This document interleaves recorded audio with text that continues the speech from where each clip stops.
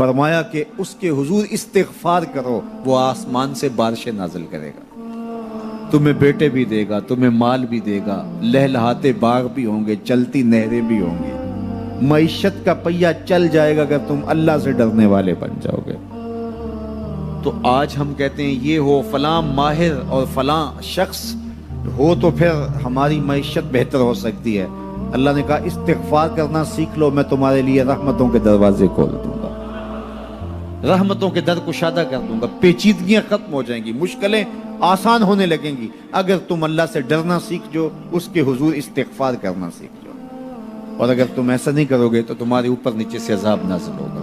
وَهُوَ الْقَادِرُ، وہ اس بات پہ قادر ہے، ان یبعث علیکم عذابا، کہ وہ تمہارے اوپر عذاب نازل کرے، تمہارے اوپر سے، تمہارے نیچے سے۔ اللہ اکبر۔ اوپر کا عذاب کیا ہے کہ آسمان سے پتھر برسے، نیچے کا عذاب کیا ہے زلزلے آئیں، یا پھر زمین فصل دینا چھوڑ جائے، زمین بنجر ہو جائے، یہ نیچے کا عذاب ہے۔ حضرت عبداللہ ابن عباس رضی اللہ تعالیٰ عنہ فرماتے ہیں اوپر کا عذاب یہ ہے تمہارے حکمران نااہل ہوں، اور نیچے کا عذاب یہ ہے تمہاری اولادیں نافرمان ہو جائیں۔ یہ اوپر اور نیچے کا عذاب ہے جس میں تمہیں مبتلا کر دیا جاتا ہے۔ یہ کب ہوتا ہے؟ جب تم اللہ کے حکموں کے نافرمان ہو جاؤ۔ جب چند لوگ اللہ کے نافرمان ہو جاتے ہیں تو پھر ان چند لوگوں کو انفرادی اذیتوں میں اور مشکلات اور پیچیدگیوں میں مبتلا کیا جاتا ہے۔ لیکن جب کوئی قوم من حیث المجموع اللہ کے حکموں کو توڑتی ہے اور اس کے حکام سے روح گردانی کرتی ہے تو پھر پوری قوم کو مشقتوں میں، اذیتوں میں، تکلیفوں میں مبتلا کر دیا جاتا ہے۔ اس کا علاج کیا بتایا؟ استغفار۔ حضرت نوح علیہ السلام نے جو اپنی قوم سے کہا تمہیں مال بھی ملے گا، تمہیں دولت بھی ملے گی، تمہیں بیٹے بھی ملیں گے، سرسبز جو ہے وہ باغات بھی نصیب ہوں گے، ان کی شاخیں پھلوں سے لدی ہوئی ہوں گی، چلتی ہوئی نہریں اور برستی ہوئی بارش، ساون کے نچڑتے ہوئے بادل، اور ماحول کی خنکیاں اور خوبصورتیاں اور جمال اور لہلہاتے ہوئے سبزے، اور تمہارے اوپر ہر طرح کی عنایات برسیں گی اگر تم اللہ سے ڈرنا سیکھ جاؤ گے اور اللہ کے حضور استغفار کرنا سیکھ جاؤ گے، تمہیں خوشحال اور خوبصورت زندگی عطا کر دی جائے گی۔ اللہ اکبر۔ لیکن اگر تم ایسا نہیں کرو گے تو تمہاری معیشت تنگ کر دی جائے گی۔ استغفار کریں، تقوی کے خوگر ہو جائیں، شکر کرنے کی عادت ڈالیں۔ جو شکر کرتے ہیں اللہ تعالیٰ ان کو اور زیادہ عطا فرماتا ہے، دنیا میں بھی اور آخرت میں بھی۔ اس طرح دوسروں کی پریشانیاں دور کریں، اللہ آپ کی پریشانیاں دور کرے گا۔ بانٹنے کا مزاج پیدا کریں، آپ کے پاس جو بھی ہے بانٹ دیں، علم ہے تو بانٹیں، خوشیاں ہیں تو بانٹیں، آپ کے پاس دولت ہے تو لوگوں کے دکھ اس دولت سے دور کرنے کی کوشش کریں۔ جب آپ بانٹنا شروع کر دیں گے تو آپ کا رب آپ کو عطا کرنا شروع کر دے گا۔ یہ بات ہو نہیں سکتی کہ انسان کی زندگی میں مشکل نہ ہو۔ جب انسان کو پیدا کیا گیا تھا، اس کا خمیر گویا گیا تھا، تو 39 دن تک اس کے خمیر پر مٹی جو گوندی گئی تھی انسان بنانے کے لیے، اس پر 39 دن دکھوں کی بارش ہوئی تھی اور ایک دن خوشیوں کا می برسا تھا۔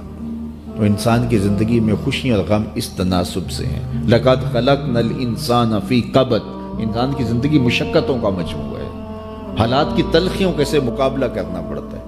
لیکن حالات مشکل ہو جائیں تو ان سے نکلنے کا راستہ کیا ہے؟ تو سنیے قرآن کیا کہتا ہے، وَمَن يَتَّقِ اللَّهَ يَجْعَلْ لَهُ مَخْرَجًا وَيَرْزُقْهُ مِنْ حَيْثُ لَا يَحْتَسِبُ، جو اللہ سے ڈرنے لگ جاتا ہے، تقوی اختیار کر لیتا ہے، تو پھر اللہ تعالیٰ جل شانہ اس کے لیے مخرج پیدا کر دیتا ہے، یعنی اس مصیبت سے نکلنے کے اللہ راستے دیتا ہے۔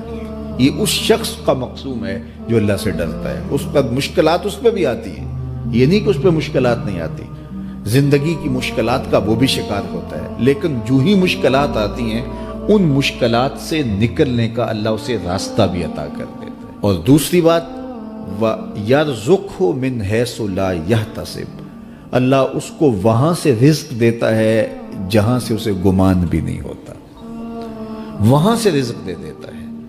بندہ تو یہ کہتا نا کہ مجھے یہاں سے ملے گا، یہاں سے، ایک بندے کی منصوبہ بندی ہے، لیکن جو اللہ سے ڈرنے والا ہوگا اللہ اس کو وہاں سے رزق دے گا جہاں اسے گمان بھی نہیں ہوگا، خیال بھی نہیں ہوگا کہ یہ راستہ بھی حصول رزق کا ہو سکتا ہے۔ تو یہ میرے رب کا وعدہ ہے، میرے رب کے وعدے سچے ہیں۔ تو جب تم اللہ سے ڈرنے لگو گے تو یہ تخت و تاج، یہ دنیا کی عزتیں، یہ تمہارے قدموں میں ہوں گی۔ اس سے ڈرنے کا نتیجہ ہے جو تمہارا رب تمہیں عطا فرمائے گا۔ حضرت عمر رضی اللہ تعالیٰ عنہ کی خدمت میں ایک شخص آیا، اس نے کہا میرے ہاں اولاد نہیں ہے، تو آپ نے کہا استغفار پڑھا کرو۔ ایک دوسرا شخص آیا کہ صاحب بارشیں نہیں ہوتی، فرمایا استغفار پڑھا کرو۔ تیسرا شخص حاضر خدمت ہوا اور کہا کہ ہمارے ہاں قحط کا عالم ہے، فرمایا کہ استغفار پڑھا کرو۔ تو کوئی پاس بیٹھا تھا، اس کے اٹھ کے جانے کے بعد کہا کہ مختلف لوگ مختلف سوال لے کر آئے اور آپ نے ایک ہی جواب دیا کہ استغفار پڑھا کرو۔ تو کہا میں نے اپنے طرف سے تھوڑا دیا، یہ تو میرے رب کا فرمان ہے۔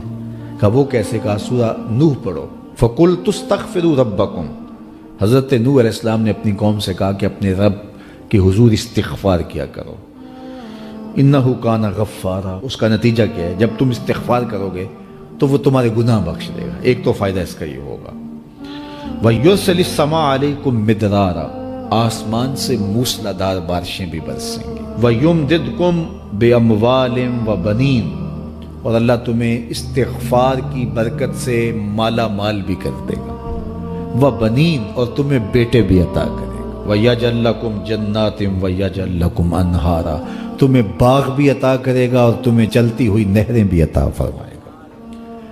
آج میں سمجھتا ہوں کہ پاکستانی قوم کو اجتماعی استغفار کی ضرورت ہے۔ آپ کے دریاؤں کا پانی سوکھ گیا، استغفار کریں گے اللہ تعالیٰ ان کو پانیوں سے مالا مال کر دے گا، بارشیں ہوں گی، قحط سالیاں دور ہوں گی، بے اولادوں کو استغفار سے اولاد نصیب ہوگی، اور معیشت کی بہتری جو ہے وہ استغفار کے ذریعے سے ہوتی ہے۔